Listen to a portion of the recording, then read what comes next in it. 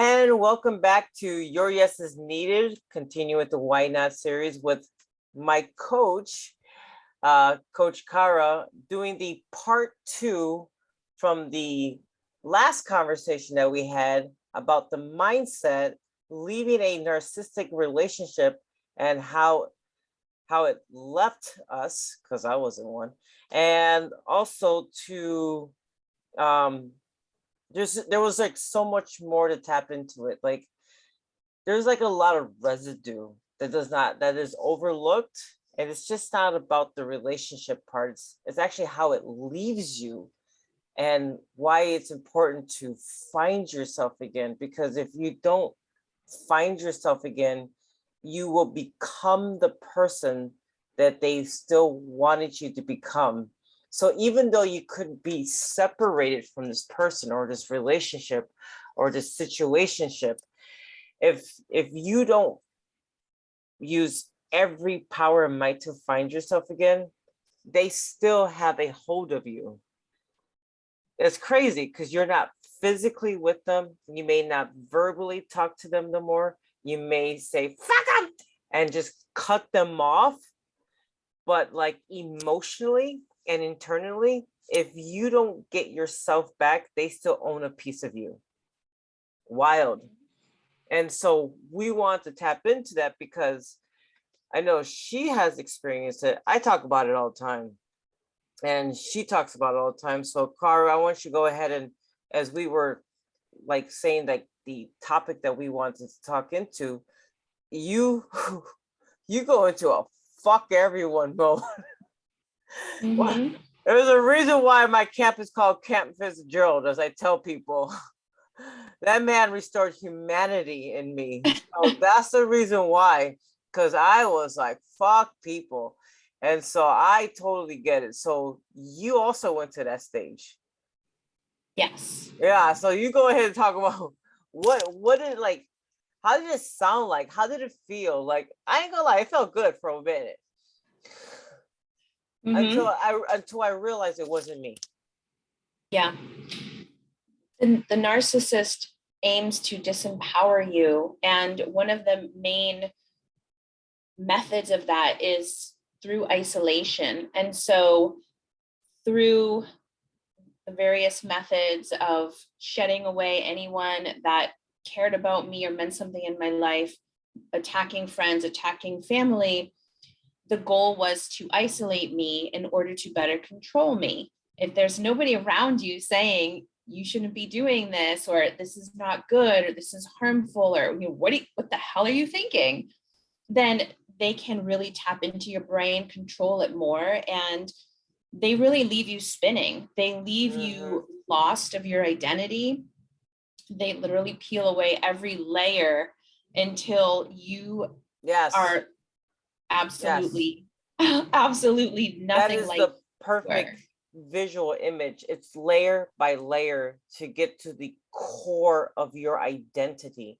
And that's why it feels like you lose your identity when you get out of that relationship, because you forget like the smallest things about yourself. Because it's not just like I don't want to say just cheated on you. It sounds so bad, but it's like it targets a layer, a piece of you. It's like layers of you, things that you used to once like. You no longer even know what you like anymore. Things like, what is your personality like? And what are your desires? What are your goals? What are your dreams? It's literally, you have no idea. It's like you gave all these layers, not a piece of you, these layers of yourself to this person. And that's why it's very important to get your layers back and to feel whole again. And just because you left does not mean that he's gone or she's gone. They're still with you. They still almost own a piece of you or pieces of you until you get it back. I know a situation right now where I can see it. I can see this person owns this other person, and they both have this ego war with each other. I'm like, y'all both losing. Like, what do you mean? Like, and it's it's a terrible thing because you lose motivation. There's nothing pushing you. There's nothing that's going to get you out of this. Determination is not enough. It's like you literally have to get your soul back. Would you like feel like, would you say that's like almost the same way? Yeah. Yeah. I really felt like I lost myself. And also I started to really look at people differently because it was through his eyes, not through mine. I was constantly hearing how everybody was bad. There was something wrong with everybody. No one was good enough. He was the savior. He was the only one that was all about me, the only one that was doing good things about me. So he had a way of twisting everything around, of course. And so, nobody deserved to see my kids. Nobody was good enough for any part of anything at all. And so I noticed I started to, have this like blackness come over me because I also was constantly lying to people because I didn't want them to really know what was going on. I was constantly sticking up for him and trying to cover up for him. So even though I didn't agree with things he was doing or things he said, hateful, hurtful things, I was always having to back him up because I knew if he found out I was saying something different, I was getting beaten or there were going to be some type of repercussions for me. And so I really started to get very hardened from that. And I also was kind of adopting like a fuck you mentality. Like, I don't need anyone. And it really was another level of brainwashing because I cared a lot about the people I lost. But once like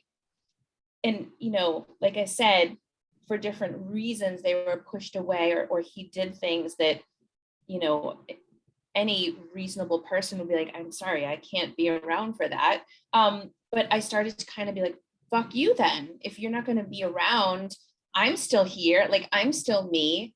And I started to be brainwashed into his way of thinking of like, oh, we're just this unit, him, me, and the kids, and fuck everyone. We don't need anyone.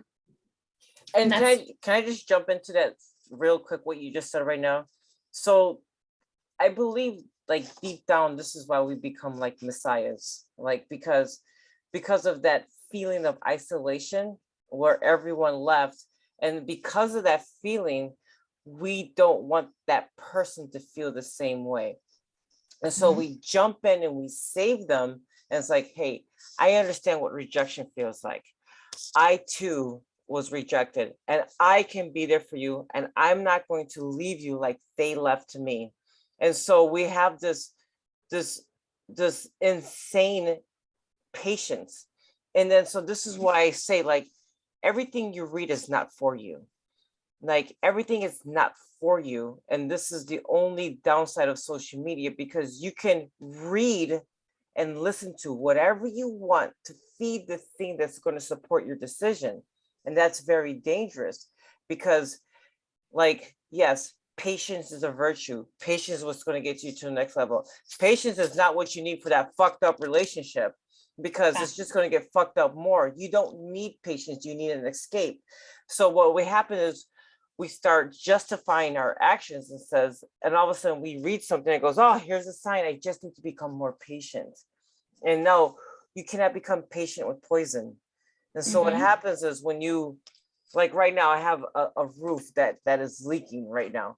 And so every time it rains, it's literally causing more damage.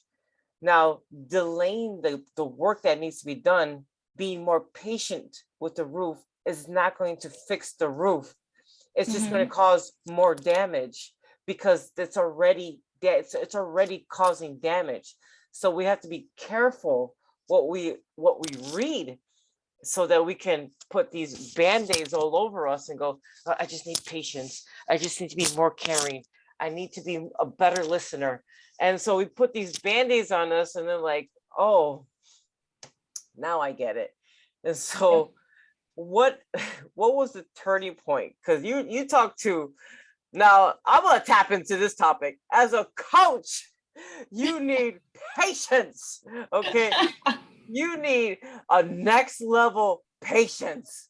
And if anyone doesn't know, I'm a powerlifting coach. Okay. So, and she's a bodybuilding coach. And it's incredible how you can go fuck people to this next level patience to be able to coach people. And it's there's no money in the world that will accept that mentality of I don't give a fuck what you're going through. I said fuck people to having this incredible patience because y'all don't like if this is your first time listening, I haven't worn heels in 17 years. I never wore makeup. I had dark hair. I'm blonde now. I wear a bikini. I never owned one. So you have to have incredible patience to take one person that's just like an absolute nah to like all of a sudden doing 10 shows. And that is a next, like that is incredible patience. And I tell you that all the time because I'm a coach. And there's certain things I'm like, nah, I'm not putting up with that shit. So please share how you went from fuck people to developing this coaching style that you have created. Please share it because I'm going to take notes. Yeah. So abandonment is really at the forefront of the relationship with a narcissist. And it's most often that there was abandonment in their lives, which they share with you and latch onto you, and you feel like you are that one last soul hope that they Yes. have, Yes. are clutching and gripping onto, and you are brainwashed to think, I can't possibly be that one more person to abandon them and leave them, because that's most likely going to be like the last straw that broke the camel's back for them. Like, who knows what's going to happen? I must save them by standing here and enduring all their shit. But also, they start brainwashing you into you thinking you need them. And it's completely codependent at that point because you're like, oh, you're actually thinking, oh, but this person's there for me and they're everything for me. And what would I do without them? And so when I was out of that relationship and found myself alone, it was very, very lonely. And I had to sit with myself and realize that that needed to change, that I had to be okay sitting with myself, that I had to feel whole and complete by myself and for myself before I could even think about having anybody else in my life or around me.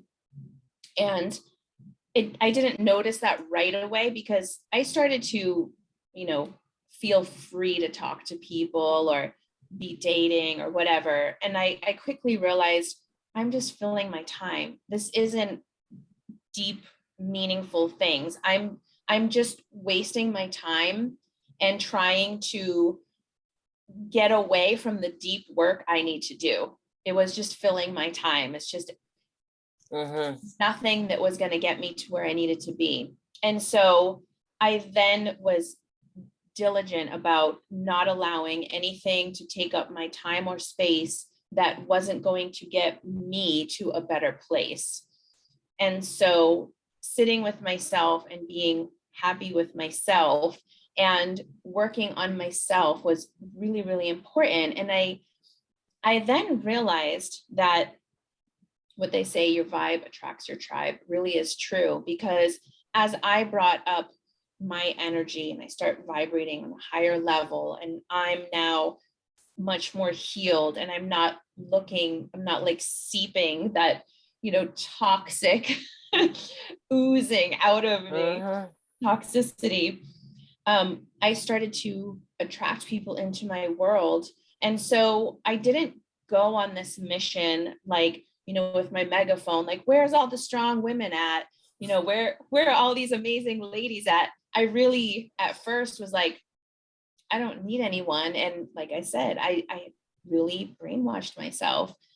But I attracted these amazing women because of the healing I had done and because I had done all that work on myself. And I realized how fulfilling it was and how amazing it is to have that team and that support, that tribe from like-minded individuals that are going to lift you up, support you, and grow together. And it's been very, very fulfilling. It's like the thing that I never knew I needed the most, and Yes. never set out to do, but happened naturally because all of the work had been done and I had been aligned for that purpose. So it's been really amazing. So from what you have learned in the last part one, you said that the things that I have went through was for me. Actually, in the power of the book and the power of attentions, Dwayne Wire talks, Wayne, like Dr. Dyer talks about how there's this train, and everyone that's supposed to get on and off of this train was supposed to happen. I was like, is it? I out of the whole entire book, I was like, are you sure? And he said, listen. And he says, the reason why is because the people on that train that needed to come on, and for whatever length of time, is the reason that you've become the person that you are. And I was kind of like back and forth with it because it's still a choice. Healing is still a choice. Like, yes, as much as I don't like that answer, like if it wasn't for all the bullshit that I went through, how I coach my team, the reason why my style is the way it is because of what I went through. Every corner of my camp has intention. The color, the boards, the equipment, everything has a purpose. It's not just like, oh, like just because, like it all has a reason. And the reason why I do what I do and the reason why my style is the way I do is because of what I went through. So as much as I don't like that statement, it is very true to who I've become and why I have become the person, even if no one agrees with it, even if everyone talks shit about me, even if people shit on me, or even if people like this and that, it doesn't matter. Like my intentions are so pure that you will fall in your face before I do. And if I do, oh, I know how to get back up. And when I get back up, I become dangerous because of those intentions and that train that keeps on going. So your style of coaching is very unique and different, and you stand by it, and it works because you live it. You are a living example of your own program. And so I tell my guys all the time, I go, I don't feed egos, I feed growth. I live it. If I don't live it, don't believe nothing I say. But if I'm living it, I don't know what else to tell you. So can you jump into like your style, what you have learned that has worked, why you don't do certain things, and what have you seen manifested from your style of coaching? Yeah, that's such a great question because over 20 years ago when I first started coaching, I wouldn't even have dreamed or thought of incorporating the things that I do now because I hadn't lived it, I hadn't experienced it, and so it wasn't authentic to me. And as I mentioned, I didn't go about creating this team and this program because I felt, oh, this is what it should be. It happened because it's what worked for me. It happened organically because I lived it, I experienced it. And when I felt such a huge shift and when I saw how the magnitude that it worked for me and brought me this amazing life that I couldn't even have dreamed possible only a very short time before, it happened very quickly. I then realized I can't keep this to myself.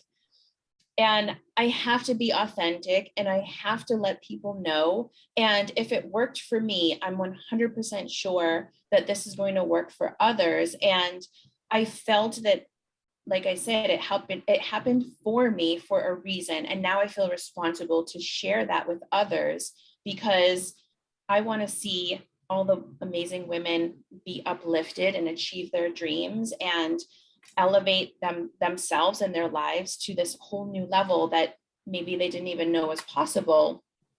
And so I incorporate a lot of mindset techniques and mindset work because your body can never achieve a level that your mind doesn't believe is possible. So That imagine is that. so good. Can you repeat that? That is so good. Yes, your body can never achieve a level that your mind doesn't believe is possible. So if you take the ceiling, the glass ceiling off your mind of what's possible, then your body can go to infinite levels and your body will follow suit to what your mind is telling you it's possible. So that's really powerful once you embrace that. And then you also can recognize it carries over into more than just fitness. So, I kind of was like, okay, if this is applying to fitness, I need to show this and teach this because why not have this amazing life that you achieve everything that you want through manifesting, through visualizing, through working on, breaking through the barriers that you have in your mind. So I'll share mine. That's exactly. I have the process of losing 135 pounds naturally is my university. And as much as we lose patience and want the results right away, it's the process that's going to give you that's going to keep you the long-term lifestyle. And so I have shared with you the goal within my next 2 years because I was fat for 7 years. I've only been transformed for 3. I have not outlived my old life yet. So I'm okay with being patient. Like, that's not a problem with me because I want what people say is impossible to be possible. So I have a goal.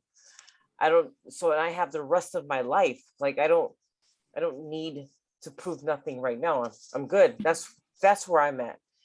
But I learned that you shared studies to where 98% of people go back to their old way. That's just mind blowing to me. We have YouTube channels of every exercises. We're surrounded by gyms. We're outside. People go, like, there's so much. And so what we do at camp is, like, we go to the core.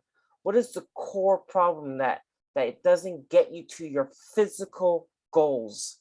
And so, to me, if I can have you understand the core of what's stopping you, then you will become limitless. Like the name of our team is because, but if you keep stopping yourself, or you keep going back to your old ways, or you keep picking up your family's habits, you are becoming limited to what you can really do because you believe based on what a family history or what your parents told you or what your friends said or what you believe growing up was just this is how I am. Then you are limiting yourself from experiencing the most limitless physical life that you can possibly live because you mentally don't believe it. And so that's what I study. That's what I talk about at camp. I know it's not popular and I don't give a fuck because I know what works. Like, based on my 3,000 pages of medical history, based on everything every doctor said that I couldn't do, I have lived a life without medication because I have no problem opening up those doors mentally. And because I have no problem opening up those doors, I am powerful physically. And I was like, holy shit, what the fuck did I just, this is powerful. And so the fact that you're like that, I'm like, I know that when I'm not all the way in for training because I keep eating nuts, And then you're like, Desi, do you want me to change your plan? I'm like, no, it's not you, it's me. I'm full of shit right now. I have one foot in, I have one foot out because I can't stop eating these nuts. Mhm. But what's so remarkable is that when I'm like, fuck it, I'm tired of I'm all in. And I follow your program. I lost 12 pounds in 1 week. Like, no, 12 days. Sorry, 12 days.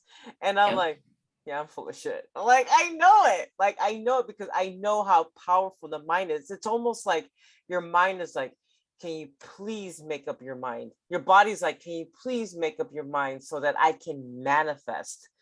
But when you're full of shit, your body can't manifest. And that's the problem. 100%.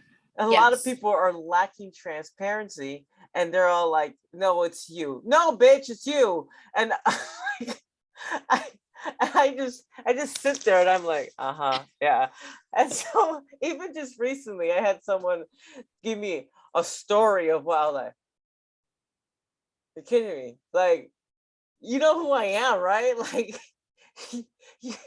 you're telling me like what you can't do. Like, I'm like the wrong motherfucker, right? And so, but I think that's the best part about I think that's the best part about the process is that it doesn't lie.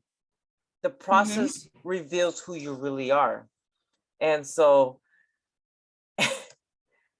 It's and it's interesting. that's why I don't like, folks, I don't like the process. I've never said I like the process, but I love the outcome.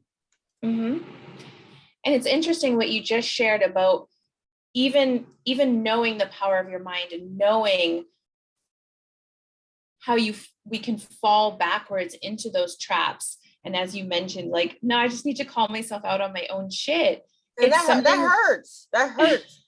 It hurts to know that Yep. you're the reason why you can't move forward. That Yes. hurts. And And so instead of saying it's me, I'm gonna blame you. Oh, bitch! mhm. Oh, hell no! And Yeah. so it's hard. And trust me, there's a lot of people out there that would love to take advantage of you. And it's gonna sound like a dick for me saying this, but I think everyone should have that experience so that you can understand what pure intentions and authenticity is. Mhm. Because some people have not had that experience of being so fucked over by that one person that's supposed to help you, so you don't understand what it looks like. Mhm. And so what happens is suddenly you get the blame because of their lack of transparency. I'm like, oh, we ain't going there. And so as you can see how my camp is. So but it's and you know what? I don't want to sound like a dick, but it's like I I know what's out there. But if you want to go out there, I have no problem letting you go. But I love you more than allowing you to stay there for the rest of your life when I Mhm. know there's a better answer. I Yep. can't feed I'm There's a lot of people that would love feeding you that thing that keeps you stuck. I cannot feed the thing that's going to keep you stuck. But if you want to be stuck, then I'm not for you.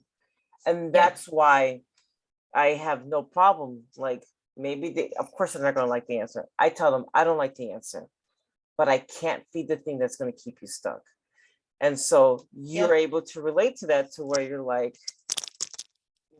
you have to.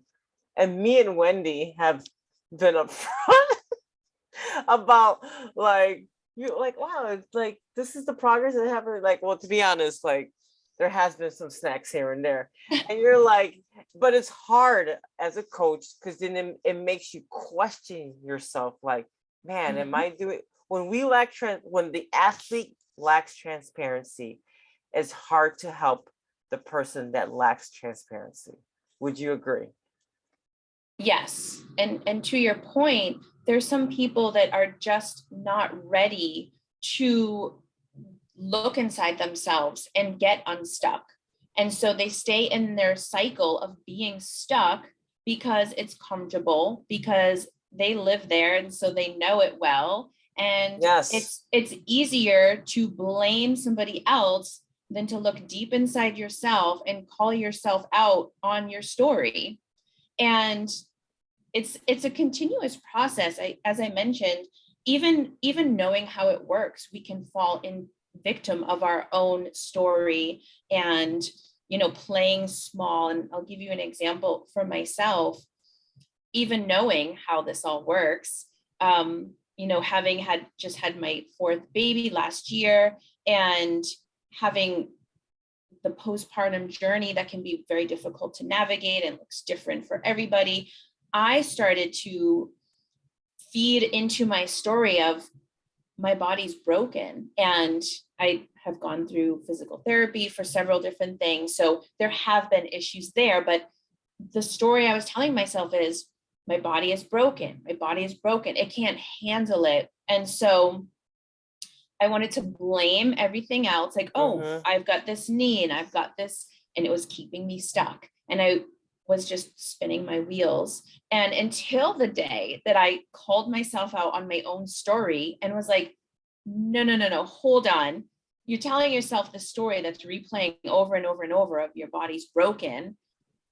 Stop that recording and rewrite it. And I then made this massive decision and put my intention out there that I was going to proceed as if my body was at the same level as when I last competed, as feeling like a strong, very high level athlete. And that's what I'm going to tell myself I am. And that's what I'm going to show up as. And wouldn't you know, my knee issues are totally not preventing me from doing any of that. I feel amazing. My body's responding. And so my point is, I could have sat there and blamed all these things and had all these that's easier. It's easier. It would have been so much easier. Because I don't know if you had this experience, but I've had this experience quite a few times too, where sometimes I'm a big believer of the mind. So I have seen how powerful I can tell my mind can tell my body how to heal. That's the levels I go to. And because I'm so, I would say, powerful in that, people will come to me for help, and I can feel them pulling on me to try to feed the thing that keeps them stuck, so that I can say to them, you're right, this is not fixable. And so they can say, see, I tried and it doesn't work. And I'm like, nah, bitch, you ain't gonna use me. Go use somebody else.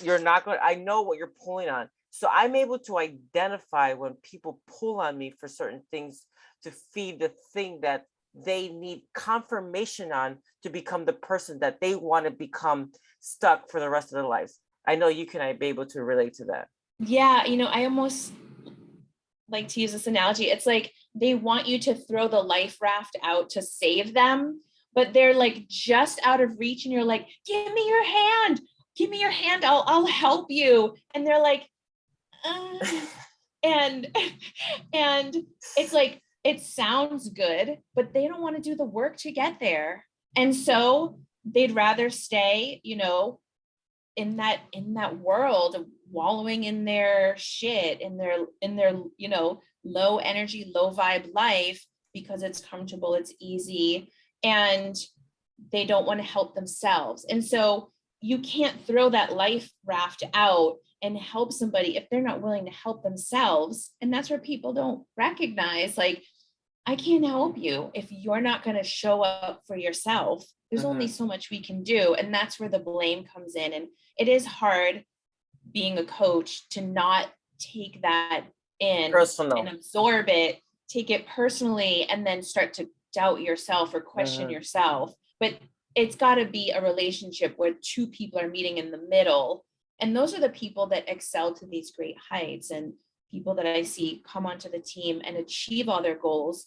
And I have these game plan calls at the beginning of the season, and I say, what's your goal? I don't feed it to them. I want to hear, what level are you at? Where are you envisioning yourself? And if I think that it's too low, I try to tell them, you're capable of more.